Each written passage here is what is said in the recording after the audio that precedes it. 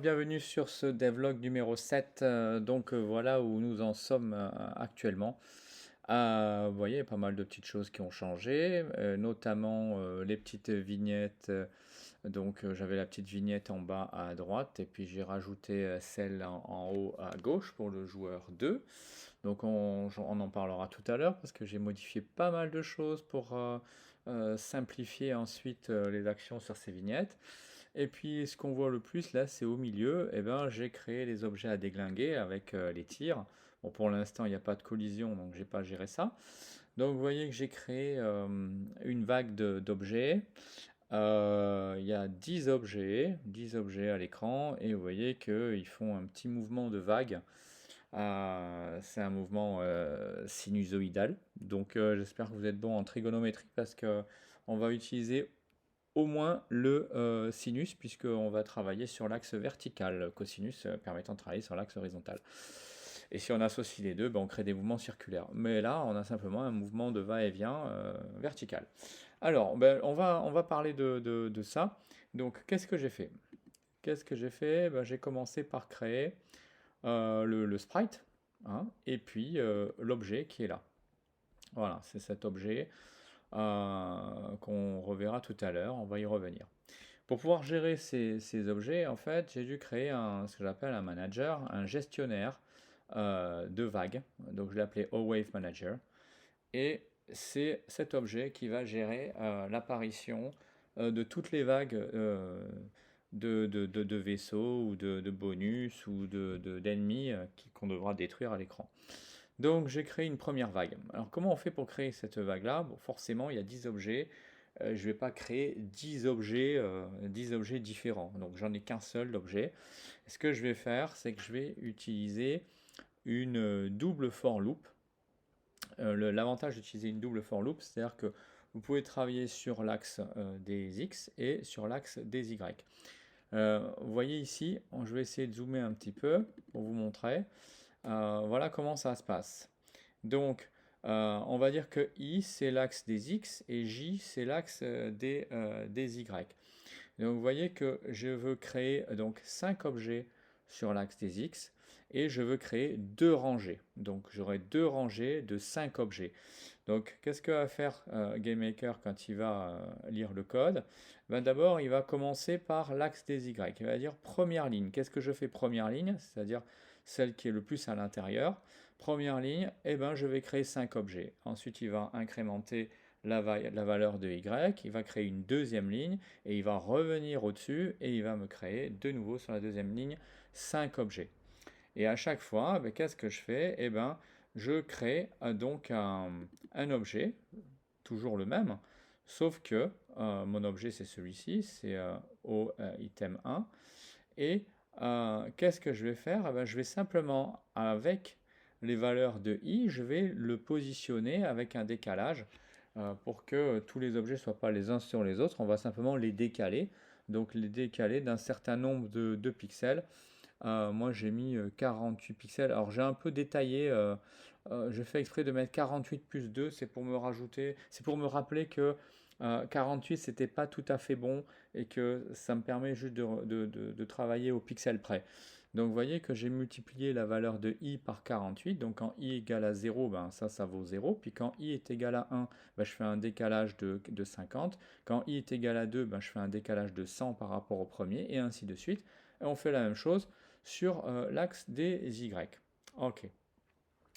Ce qu'on va voir là, c'est que j'ai créé ce qu'on appelle un offset. Un offset, c'est que pour pouvoir créer le mouvement que l'on a fait tout à l'heure, je vais revenir sur l'objet, vous allez voir. Alors mon objet, il est ici.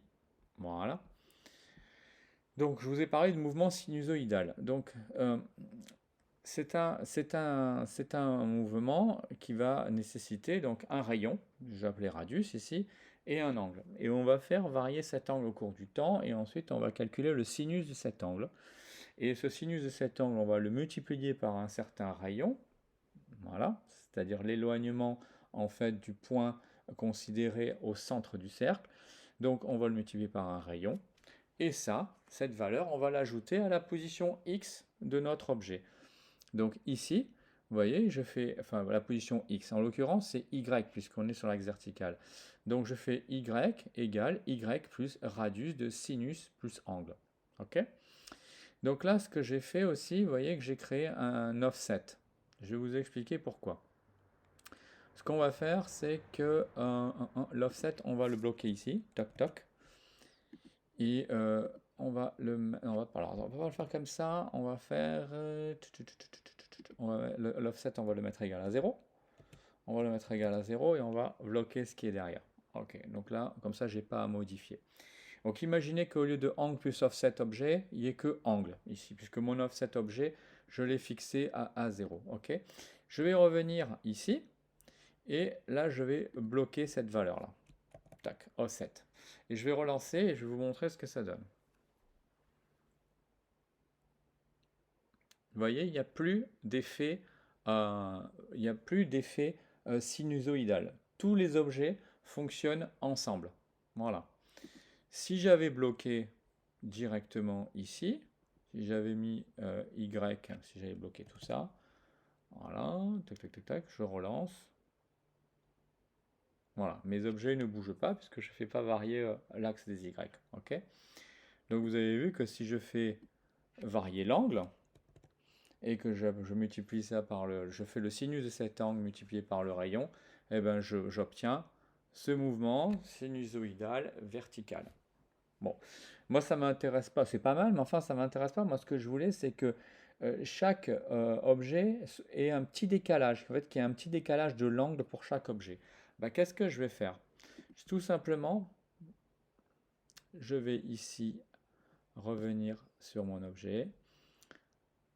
Voilà. Dans ma for loop, à chaque fois que je crée un objet, eh ben, je vais incrémenter une variable qui s'appelle offset, décalage, et cette variable, je vais l'incrémenter de 0,1 point. Voilà, en fait, c'est 0,1 radian. Donc, dans cette for loop, je crée un objet, j'incrémente offset. Et donc, à chaque fois que je crée un objet, c'est l'objet oItem, je demande à mon objet, au moment de sa création, eh ben, de récupérer la valeur de l'offset, puisque à chaque objet, l'offset se modifie. Donc ce que je veux, c'est que quand l'objet est créé, il récupère son offset. C'est ici ce que j'ai mis, offset objet égale OWave Manager offset. Je vais dans l'objet OWave Manager et je vais récupérer à l'instant de sa création, je vais récupérer la valeur de l'offset. Voilà. Et ensuite, ici, dans Y, pour la valeur de Y, je vais simplement rajouter à mon angle l'offset. Ce qui fait que, en fait, tous les objets auront un angle qui sera décalé de, je ne sais plus combien, de 0,1 radian. Voilà. Et en faisant cette technique-là, eh ben, ça me permet d'obtenir un mouvement sinusoïdal, mais décalé les uns par rapport aux autres. Et donc ça fait cet effet de vague là qui était plutôt sympa. Donc voilà, c'est tout ce que je voulais dire là-dessus. Bon, il faut connaître quelques bases en trigonométrie. Et puis ensuite, à vous de faire les bons petits réglages et les ajustements au niveau de l'offset et au niveau de la variation de l'angle pour obtenir le mouvement souhaité.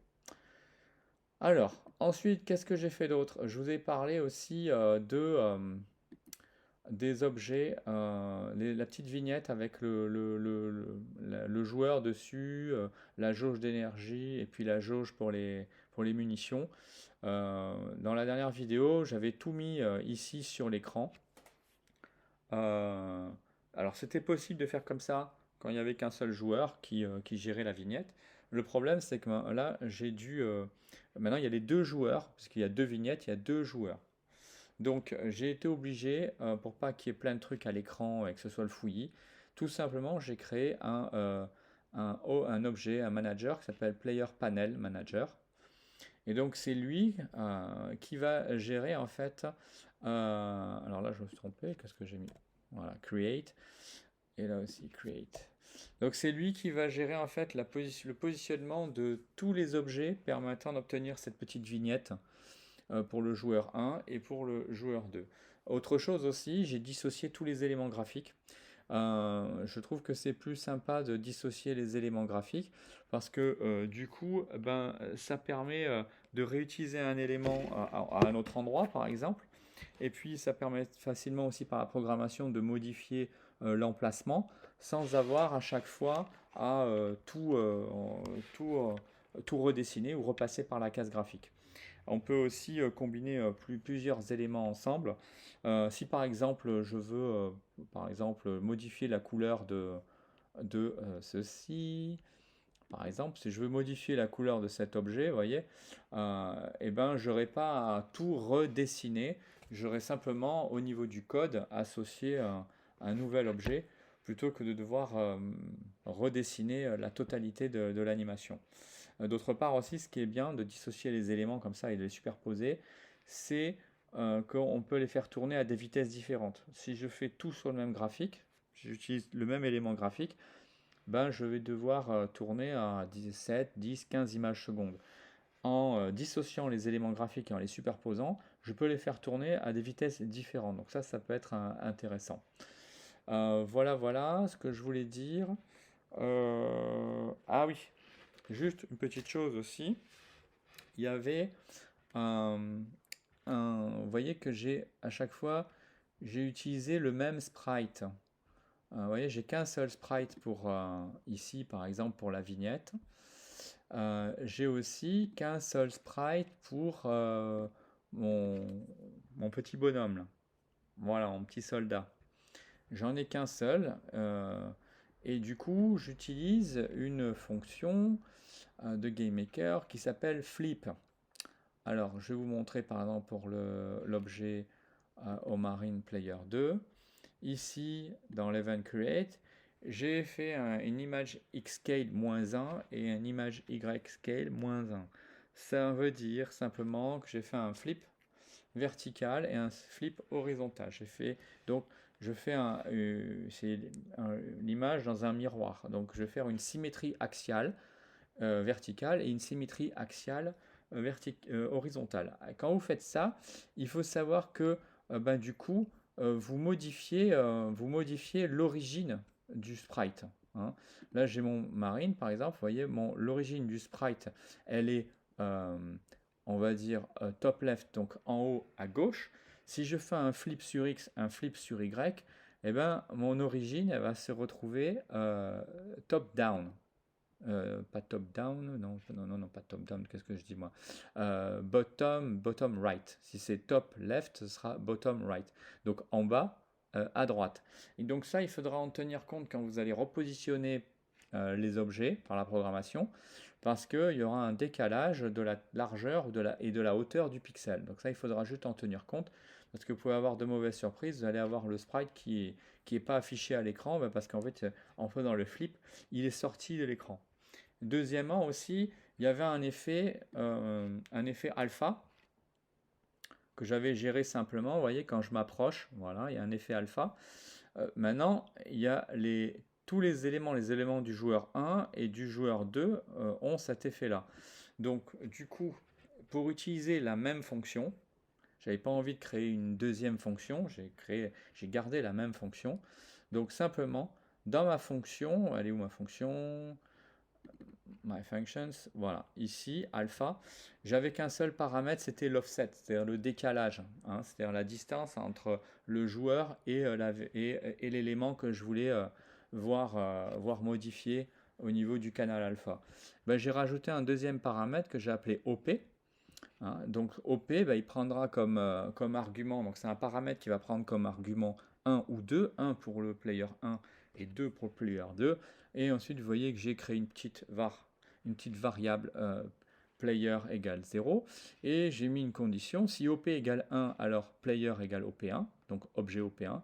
Sinon, ben, player égale OP2. Et ensuite, dans la condition qu'on connaît déjà, qu'on a déjà vu la dernière fois, j'ai remplacé, ici j'avais écrit OP1, ben j'ai remplacé par player. Voilà. Du coup, ça me permet de garder la même fonction, ça évite la redondance du code. Je garde la même fonction et donc je peux l'utiliser pour une infinité de joueurs. Donc ça, c'est pas mal.